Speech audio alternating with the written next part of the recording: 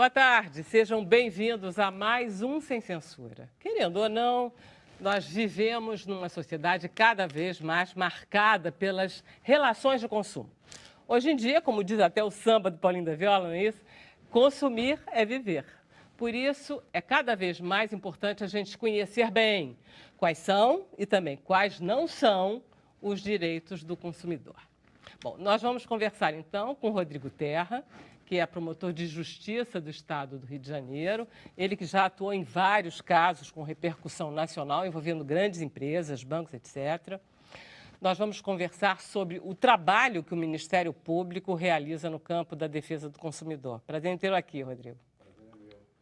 A Nádia Sampaio trabalhou durante muitos anos, como repórter na cobertura de temas relacionados ao direito do consumidor. É uma especialista no assunto, participou de pesquisas em colaboração com a Secretaria Nacional do Consumidor, com a Unesco. Prazer em tê-la aqui enorme, Nádia. Muito obrigada pelo convite. Nós conversamos hoje também com a Soraya Panella. A Soraya é coordenadora de atendimento do PROCON do Rio de Janeiro e ela vai nos falar o que o órgão vem fazendo para esclarecer os consumidores, solucionar os litígios nessa área. O Pio Borges, o Luiz Roberto, nosso entrevistado, é um especialista numa área cada vez mais importante, que é o marketing de relacionamento com o cliente. Ele já presidiu a Associação Brasileira de Marketing Direto e ensina hoje em dia as empresas técnicas para lidar diretamente com seus consumidores. Bom, nós temos também na nossa bancada o Frederico Price Greck, que é advogado, vice-presidente da Comissão Imobiliária da OAB do Rio de Janeiro, que vai conversar conosco sobre o direito do consumidor dentro dessa perspectiva mais jurídica dos diversos setores da economia. E nós temos ainda a presença do nosso debatedor, convidado, e hoje quem completa a nossa bancada é o nosso colega, jornalista, roteirista aqui da TV Brasil, escritor, gastrônomo, Rogério Sacchi de Frontin. Oi, Rogério. Que prazer, Vera. Prazer é todo meu. Bom, nós queremos saber de você, telespectador, quais são as suas dúvidas em relação aos seus direitos como consumidor. Responda, participe. Através das nossas redes sociais, é só usar a hashtag Sem Censura. Tá? Deixa eu começar com a Nádia.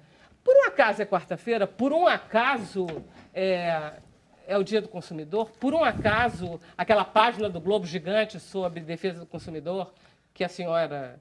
Eu fui editora há 23 anos daquela página, só. Foi você que marcou quarta-feira? Porque... Não, ela era originalmente na Editoria Rio, na quarta-feira, um pedacinho só da Editoria Rio. E em 90, ela foi, então, para a economia, porque aí o Código de Defesa do Consumidor foi sancionado e aí você entendeu que ia ser cada vez mais, o Código de Defesa do Consumidor ia mexer com as relações de consumo na parte macroeconômica mesmo, né? Então, ela passou a ser na economia e na quarta-feira, página inteira. Só que, com o tempo, foi fazendo mais sucesso e abriu-se, então, uma outra página no domingo.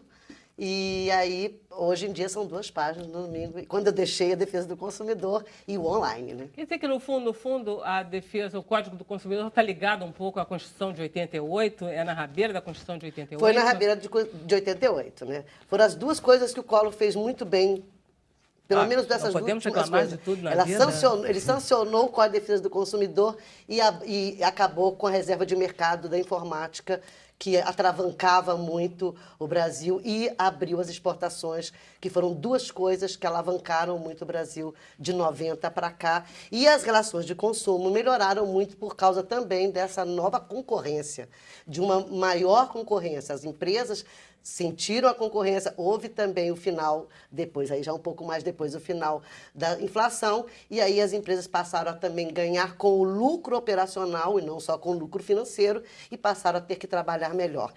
A defesa do consumidor, o Código de Defesa do Consumidor, criou um outro ambiente para o respeito ao consumidor. Melhoria nas embalagens, melhoria nos direitos. Com certeza. E no rastro disso foram sendo feitas políticas de defesa do consumidor, aí já trabalhando em cima das reclamações dos consumidores depois que floresceu esse... Aliás, me ajudem aqui vocês. Eu pedi para os telespectadores mandarem as suas perguntas. Pedir, não pedir? Se eu não pedir, estou pedindo agora.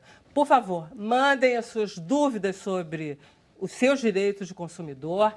É fácil, através das nossas redes sociais, a hashtag Sem Censura. Escreve. A gente está aqui com uma direto, quer ver? Olha só, eu tive mala arrombada, não vou dizer companhia. Você tem alguma coisa a ver com isso? Pois é, a gente acabou de entrar com uma ação em face da TAM por causa Quer dessa dizer, falta... a gente é o Ministério Público, que é o advogado da sociedade.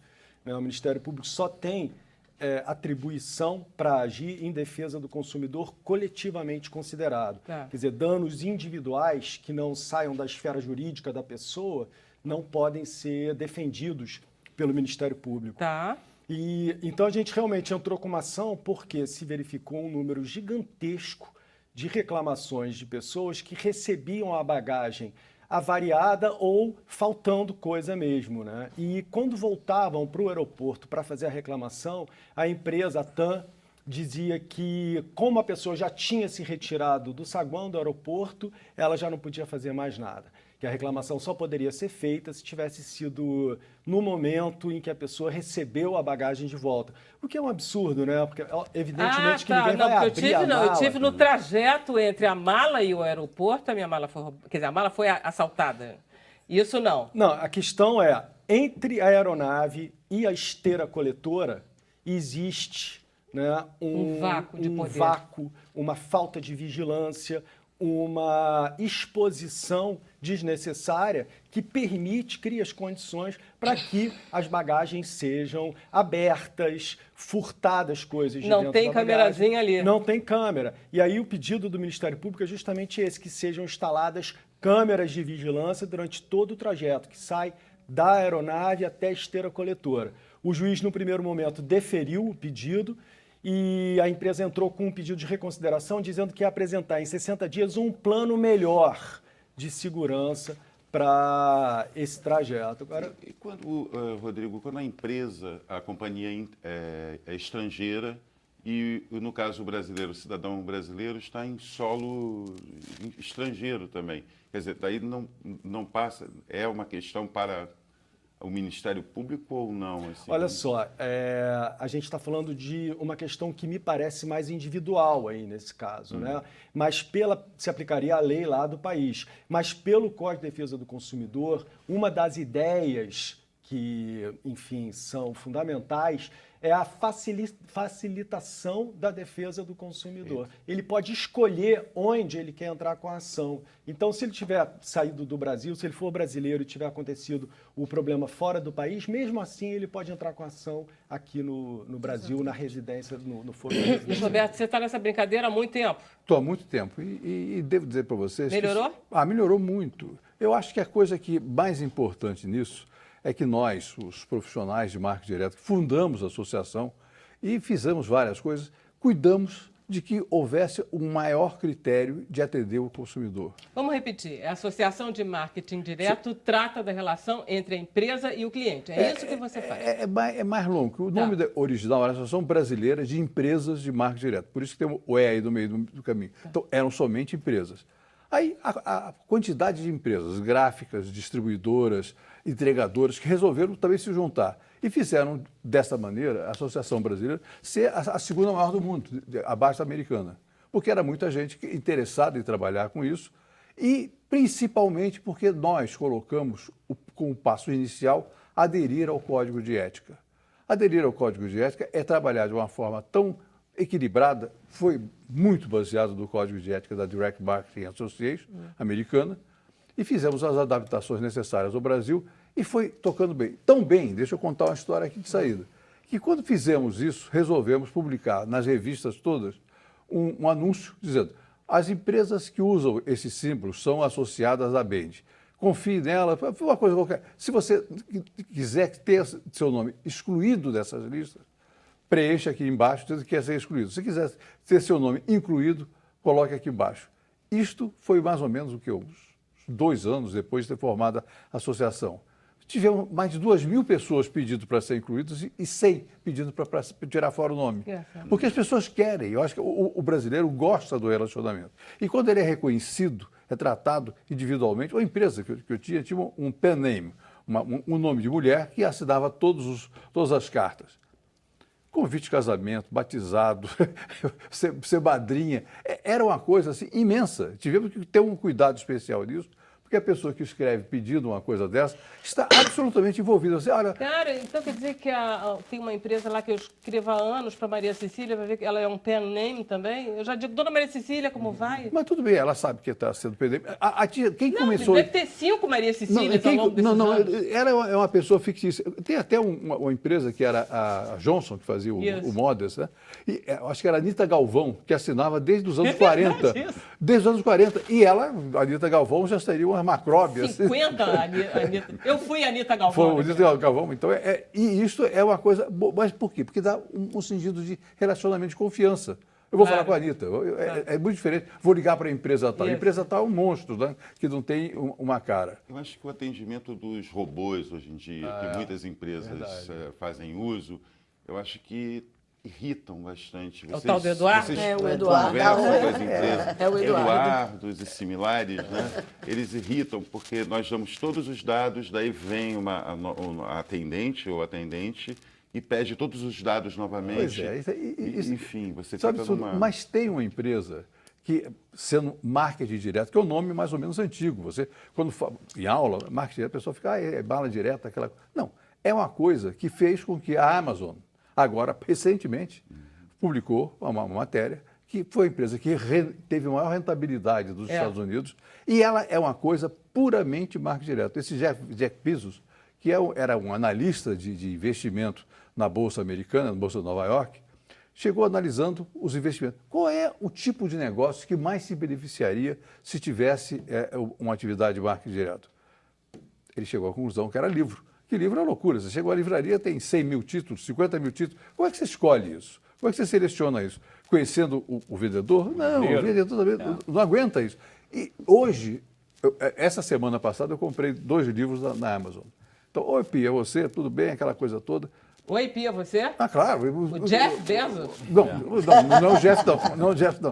Mas o sistema de atendimento tem o tratamento pessoal. Ah, claro, eles põem lá. Espetacular. Oi, Pio. O que você comprou já conosco? Como é que foi entregue? Isto é outra coisa. Os livros que eu pedi, você faz questão que seja novo? Pode ser usado? Pode. Mas é uma diferença de Não, é uma preço delícia. brutal. Comprar livro na internet parece que é o paraíso. Deixa eu pôr aqui os indivíduos aqui. Porque você falou que você só age coletivamente. Mas a Soraya, ela age individualmente e o Frederico também. Isso. O PROCON, então, qual é o papel teu diferente do Rodrigo? A individualidade. Isso. Né? O consumidor, quando busca o PROCON, ele busca o PROCON na tentativa de resolver a demanda dele, o problema dele, de forma conciliatória. Essa é a finalidade do PROCON. É ajudar esse consumidor a resolver, tentar apaziguar a situação. Né? Nesse momento, se isso não for possível, aí sim o PROCON orienta o consumidor a buscar o Poder Judiciário. Aí procurar o Frederico e dizer, Frederico, manda pau. É isso aí. É isso. É por aí. Mas Ô Vera, eu gostaria só de fazer uma pequena ressalva, porque hoje em dia, né, a solução litigiosa é sempre uma solução custosa. Para Frederico, ambas eu as nunca partes. vi um advogado defender uma solução litigiosa na minha vida inteira. Mas, enfim, alguns colegas preferem justamente o litígio em detrimento de uma tentativa de negociação. Não é um verdadeiro advogado. Mas a formação, na verdade, o próprio advogado, a nossa formação acaba sendo muito mais no contencioso, no litígio, do que nos métodos, né, de soluções adequadas, consensuais, né? O que, aliás, o próprio Código de Processo Civil, né, o atual que entrou em vigor no ano passado, né, promulgado em 2015, ele veio prestigiar, né, as audiências de mediação e de conciliação.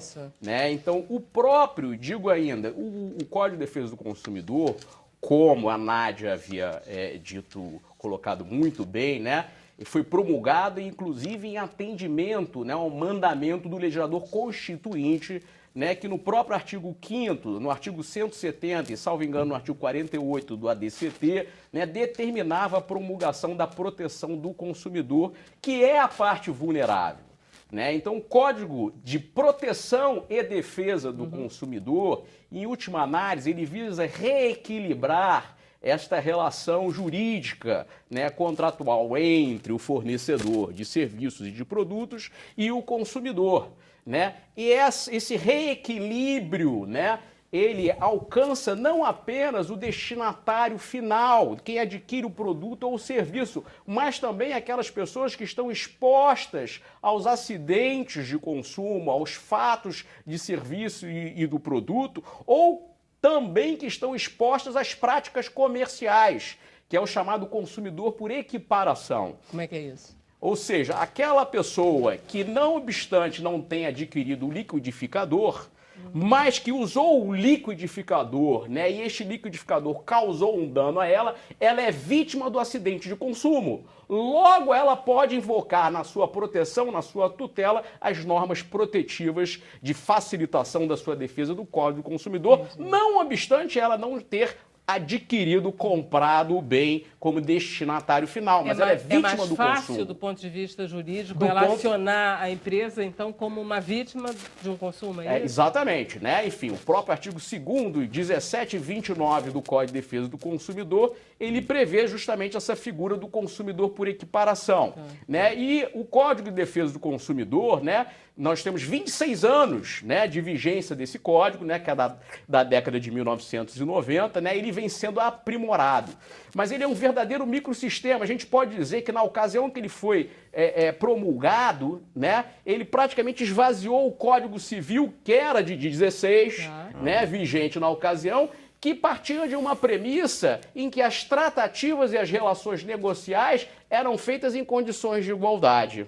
Né? Ou seja, não representava mais, né, o cenário social, econômico, né, vigente, no caso, por ocasião da promulgação do Código de Defesa do Consumidor, que nas suas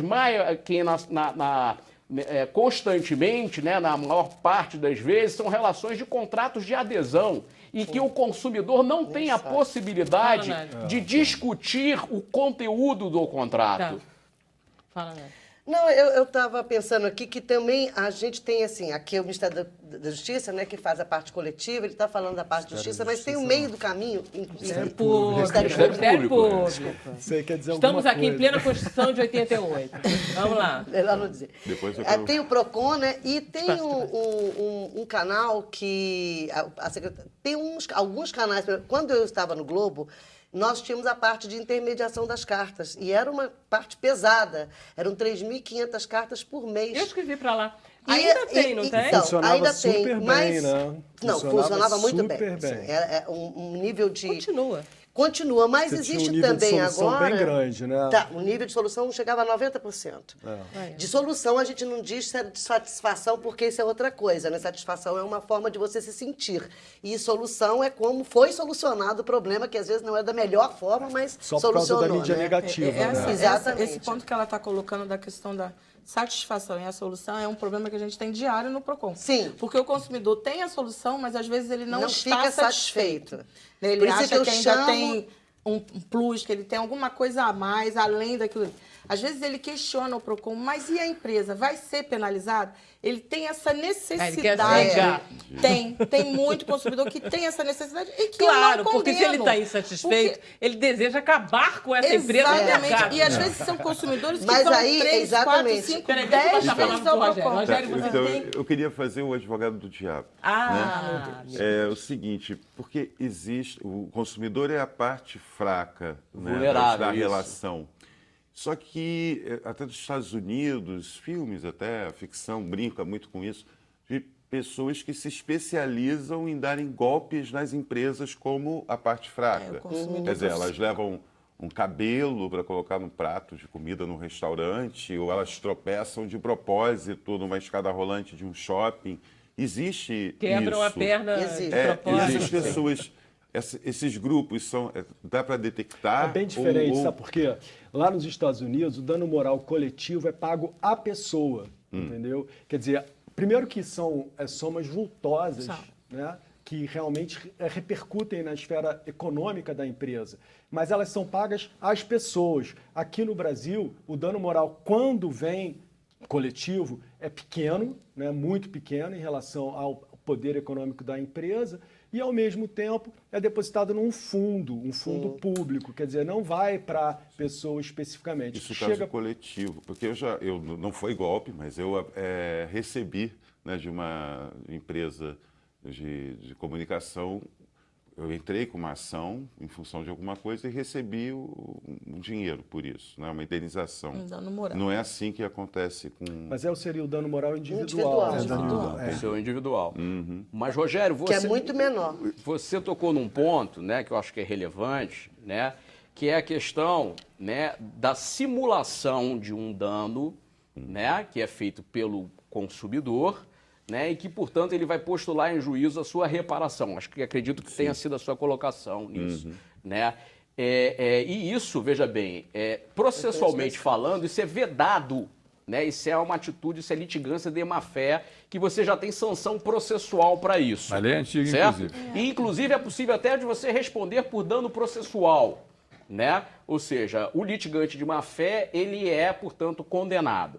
Eu tenho informações, né, certa vez conversando com magistrados amigos, né, eu tive conhecimento de que isso ocorreu, né, no interior do estado do Rio de Janeiro, com uma concessionária de serviço público que A Light. identificou que um determinado, eu não posso falar o nome, que participei Não, mas identificou ela consultoria. fala. Você não fala, ela Não é que eu fala. participei que dessa identificou consultoria. que um determinado advogado utilizava, portanto, não né, posso falar o nome? enfim, o mesmo fato, Não era um só, né, não. o mesmo fato, digamos assim, do defeito do serviço, né, e reiterava isso por vários outros Eu fiz essa, mas você consumidores, sabe que- né? E foi identificado isso no Tribunal de Justiça, né? E penalizado, e veja bem, O e advogado foi penalizado. não, veja bem, o colega que faz isso, não obstante, né, os deveres de reparação que ele tem, aliás, a litigância de má-fé, quando há condenação, né, o advogado responde, inclusive, solidariamente à parte. Né? 2, sem prejuízo da corresponsabilidade do advogado que incorre em litigância de má-fé também, ele está suscetível de sofrer um procedimento ético disciplinar disciplinar dentro junto da à categoria. Ordem dos Advogados do Brasil, no caso aqui, a seccional do Rio de Janeiro. Eu tive a oportunidade, Vera, também de ser membro do Tribunal de Ética e Disciplina, né, em que eu tive, enfim, a experiência, a grata experiência de participar, portanto, de alguns procedimentos éticos disciplinares envolvendo Inclusive, essa atuações, história. né, desleais, né, como estas. Por exemplo, quer completar? Não, é porque eu fiz parte de uma consultoria da Light, da consultoria do FGV, que era uma Exatamente. consultoria sobre a Light para saber de onde é Detectar. que estavam essa litigância de má-fé. E foram descobertos 10 advogados que tinham 40 mil processos, todos do mesmo tipo. E era um cluster da Baixada, era uma parte da Baixada. Então ficou claramente O que é cluster? provado. O cluster era uma parte da Baixada, Tá. um pedaço específico aonde tinham esses escritórios. E aí foi descoberto todo o processo como eles faziam, como eles chamavam o consumidor para entrar com uma ação, prometendo que ele ia ganhar uma indenização. Esse foi um case muito discutido, porque houve uma consultoria e foi comprovado juridicamente tudo como foi feito, inclusive local de onde Mas isso não surgiu. seria Você uma ação sabe. coletiva, Não, né? Era uma mas- ação totalmente individual. A gente tem uma ação coletiva em relação, Em relação à a Light, isso? a Light especificamente, não Não é sobre isso. Isso foi uma Não nesse consultoria ponto. para Isso daí- identificar se havia foi um realmente uma grupo de litigância de advogados má-fé. safados, sem vergonha, Entendeu? Na verdade, que- isso aí foi uma consultoria para saber, havia litigância de má-fé? Isso. É verdade? É comprovável? Entendeu? Então, como pegar os caras? Como pegar os advogados? Porque é difícil pegar. No Mega Bônus, já tinha havido, na história O que da é Mega Mega Bônus, Bônus? a Mega Bônus era um cartão de crédito, sem Você crédito, depositava. que era oferecido, e aí as pessoas ligavam reclamando que era um cartão de crédito sem crédito. A pessoa tinha que depositar para ter crédito. Entendeu? Então, isso é bem como antigo. foi uma propaganda enganosa, houve uma ação na segunda Publicidade vara, o enganosa. Ministério Público entrou na história, enfim. E as pessoas começaram a entrar com ação. E havia propagandas nos muros, assim, peça seu cartão e ganhe R$500.